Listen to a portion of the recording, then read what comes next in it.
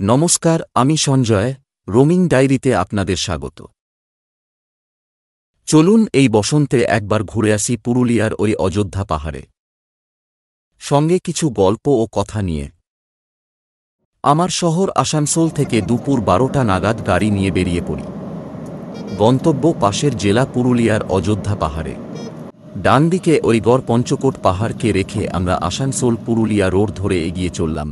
আসানসোল থেকে ডিসেরগড় ঘাট ধরে রঘুনাথপুর ও পুরুলিয়া শহর হয়ে অযোধ্যা পাহাড়ের দূরত্ব সড়কপথে মোটামুটি 121 কিলোমিটার পরে।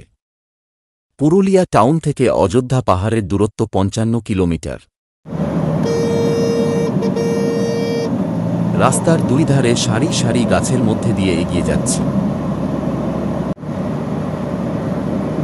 এই পর্বে আপনাদের দেখাবো আসানসোল থেকে পুরুলিয়ার অযোধ্যা পাহাড়ে যাবার রাস্তার দৃশ্য। পরের পর্বগুলিতে দেখাবো এক এক করে লোকাল সাইটসিনগুলি। সামনে নতুন নির্মীয়মান সেতুর উপর উঠতেই ওই দূরে দেখা যায় জয়চণ্ডী পাহাড়। এরপর রঘুনাথপুর ও পুরুলিয়া শহর পেরিয়ে আমরা এসে পৌঁছলাম কংসাবতী নদীর সেতুর উপর। স্থানীয় লোকরা এই নদীকে বলে থাকে কাঁসাই।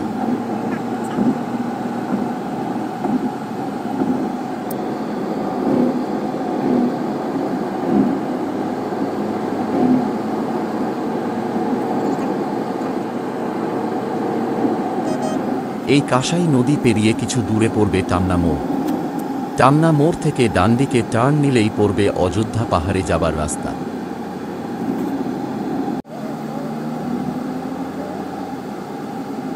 রাস্তার পাশে ছোট ছোট শহর ও একের পর এক গ্রামগুলিকে পেরিয়ে প্রাকৃতিক সৌন্দর্য উপভোগ করতে করতে আমরা এগিয়ে চললাম পুরুলিয়ার অযোধ্যা পাহাড়ের দিকে।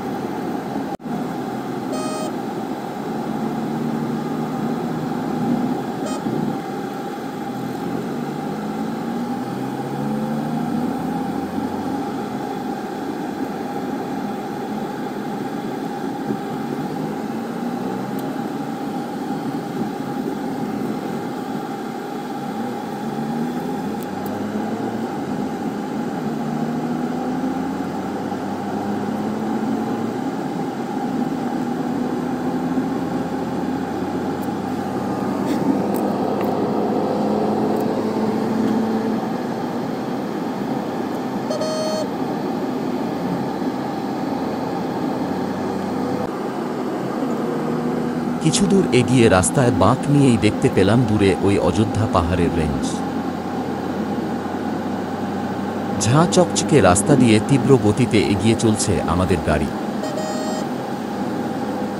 আর একটু একটু করে আমরা অযোধ্যা পাহাড়ের দিকে এগোচ্ছি।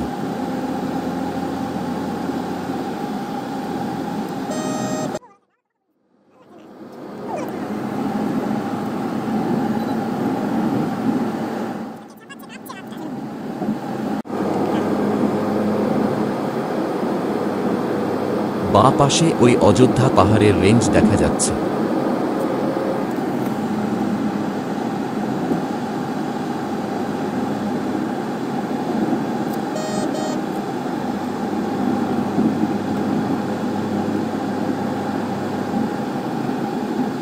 আমাদের গাড়ি ঝাঁ চকচকে রাস্তার বুক চিরে তীব্র গতিতে এগিয়ে চলছে।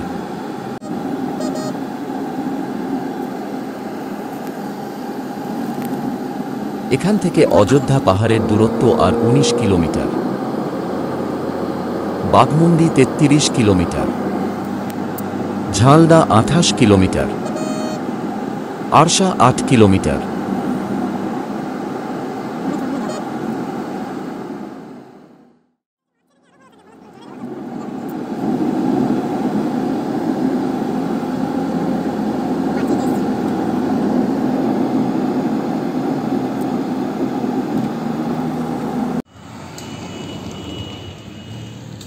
এখন আমরা এসে পৌঁছলাম সিরকাবাদে।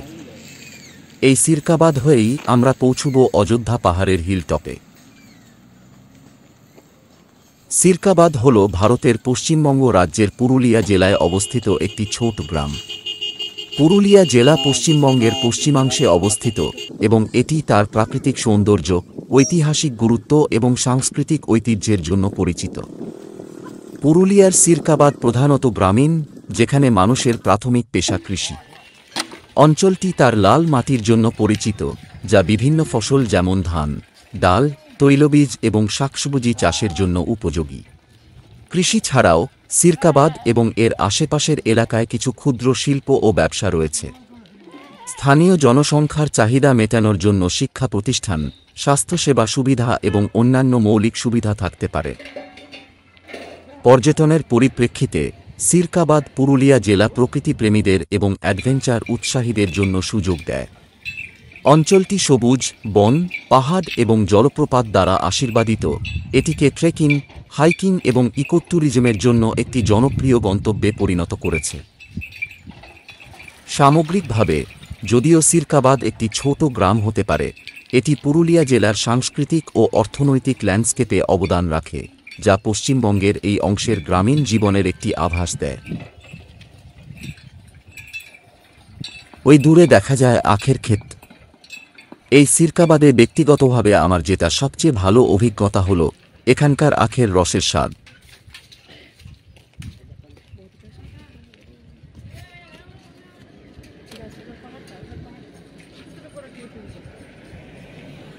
সত্যি কথা বলতে, এখানকার মতো আখের রস এত সুস্বাদু ও মিষ্টি আমি জীবনে কখনো খাইনি।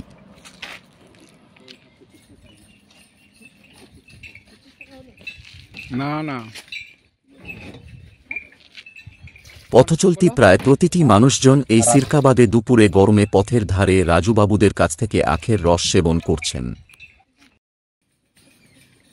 গ্রামের এই পুরনো বটবৃক্ষের ছায়ায় পথচলতি মানুষজন নিজেদের একটু জুড়িয়ে নেন। কিছুক্ষণ এখানে সময় কাটিয়ে আমরা আবার বেরিয়ে পড়লাম অযোধ্যা পাহাড়ের অভিমুখে। বাম পাশে পাহাড়ের কোলে আখের ক্ষেতের লম্বা সবুজ ডালপালা আশেপাশে নান্দনিক মান যোগ করছে এবং এলাকার প্রাকৃতিক সৌন্দর্যায়নে অবদান রাখে।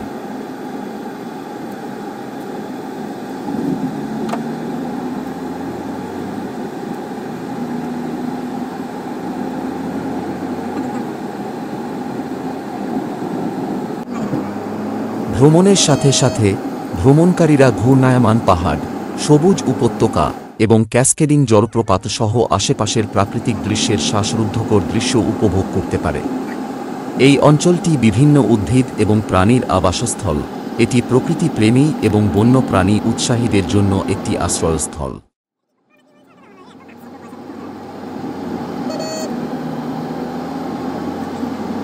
সামগ্রিকভাবে সিরকাবাদ থেকে অযোধ্যা পাহাড়ে ভ্রমণ একটি স্মরণীয় অভিজ্ঞতা দেয়, যা পশ্চিমবঙ্গের গ্রামীণ পরিবেশের মধ্যে প্রাকৃতিক সৌন্দর্য, সাংস্কৃতিক অন্বেষণ এবং অ্যাডভেঞ্চারের সমন্বয় করে।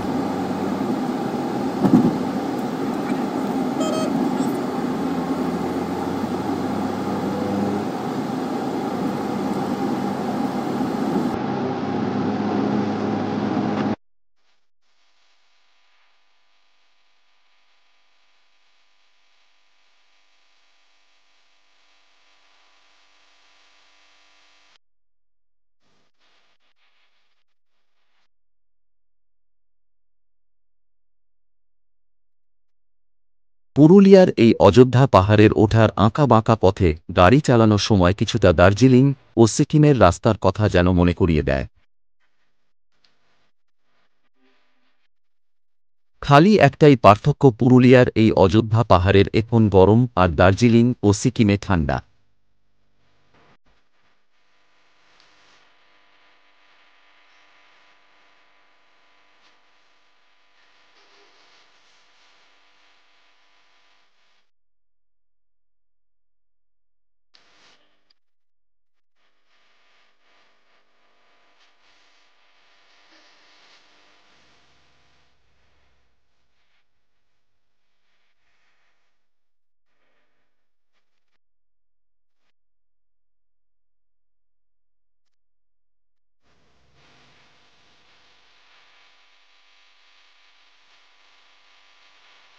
এখানকার আদিবাসীদের ঘরবাড়িগুলো যেন ছবির মতো দুই পাশ দিয়ে সরে যাচ্ছে। এ এক অদ্ভুত উপলব্ধি, বলে বোঝানো যাবে না।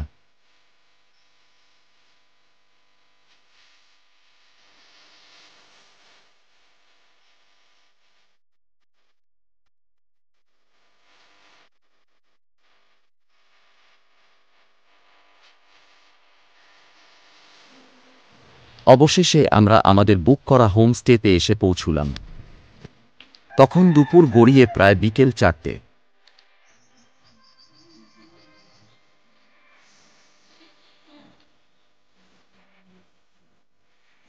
ওখানে গিয়ে এই মহাশয়ের সঙ্গে আমাদের দেখা ও পরিচয় হল।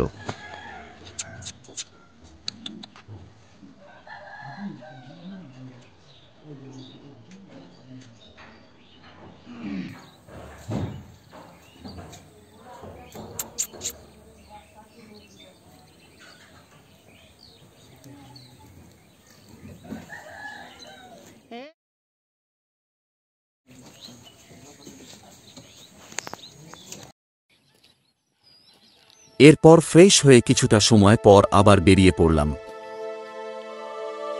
লক্ষ্য হোমস্টের কাছে অবস্থিত ঐতিহাসিক সীতাকুণ্ড দর্শন। সীতাকুণ্ড অযোধ্যা পাহাড়ের মনোরম প্রাকৃতিক দৃশ্যের মাঝে অবস্থিত, চারপাশে সবুজ, পাথুরে ফসল এবং ঘন বন।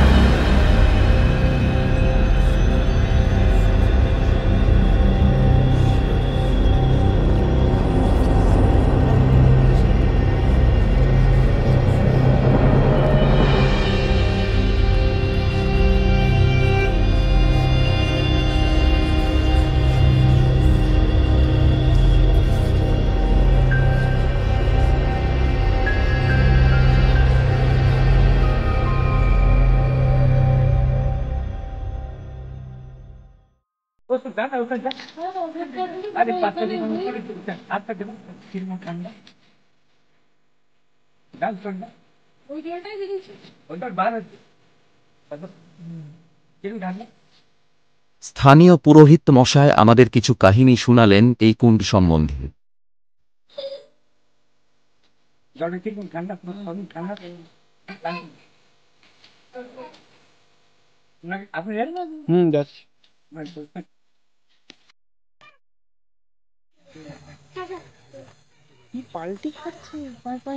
ফেরার পথে স্থানীয় কিছু ছেলেপিলের আলক্ষেতের ধারে শারীরিক কসরত নজরে এলো। আমাদের ওদের কাছে আসতে দেখে খানিক উৎসাহিত হল।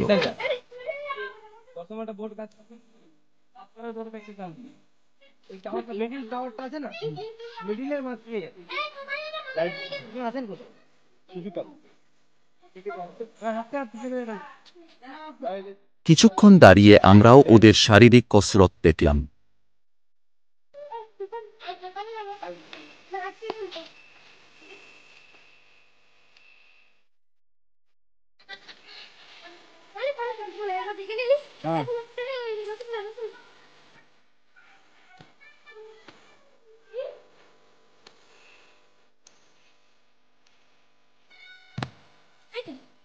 না না এটা যে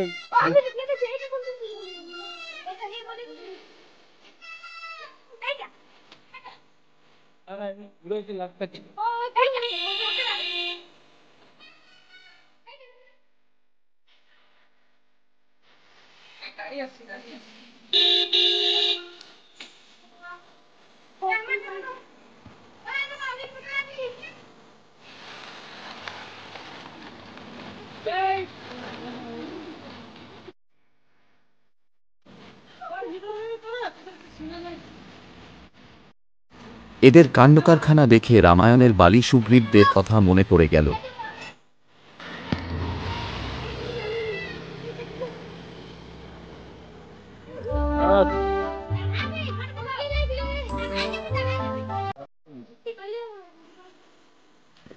এই সীতাকুণ্ডে বিকেলবেলা ঠিক যেন বালী সুগ্রীবদেরই দেখছি।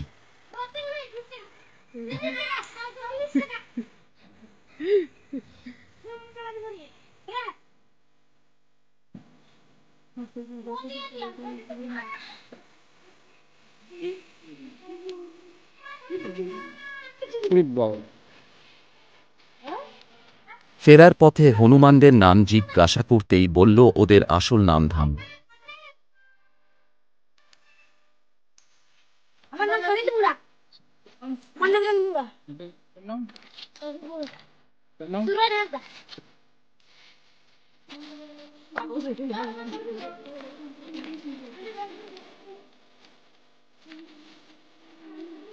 স্বয়ং হনুমানদের সাথে পরিচয় পর্ব শেষ হবার পর সবাই আমরা বাড়ির দিকে এগোতে লাগলাম।